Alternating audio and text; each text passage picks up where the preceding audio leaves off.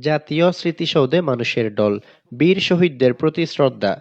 মহান বিজয় দিবস উপলক্ষে মঙ্গলবার রাজধানীর সাভারের জাতীয় স্মৃতিসৌধে দেশের সর্বস্তরের মানুষ শহীদদের প্রতি শ্রদ্ধা জানাতে ভিড় করেছেন। সকাল থেকে হাজারো মানুষ দেশের বিভিন্ন প্রান্ত থেকে এসে বীর শহীদদের স্মরণ করেছেন।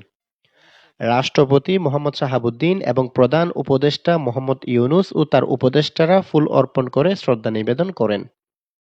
স্মৃতিসৌধ প্রাঙ্গণ সাধারণ মানুষের জন্য উন্মুক্ত করার পর থেকেই বিভিন্ন সংগঠন, স্কুল-কলেজের শিক্ষার্থী, রাজনৈতিক ব্যক্তিবর্গ, মুক্তিযোদ্ধা ও তাদের পরিবার শহীদদের প্রতি সম্মান জানাতে ফুল, ব্যানার ও ফেস্টুন নিয়ে হাজির হন।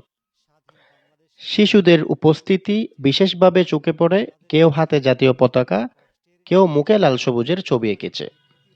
শীতের প্রভাব উপেক্ষা করে যুদ্ধাহত ও বীর মুক্তিযোদ্ধারাও অংশ নেন। ফুলের পুষ্পস্তবকে ভরে ওঠা বেদিতে মানুষ আনন্দ ও শ্রদ্ধার সঙ্গে শহীদদের স্মরণ করে।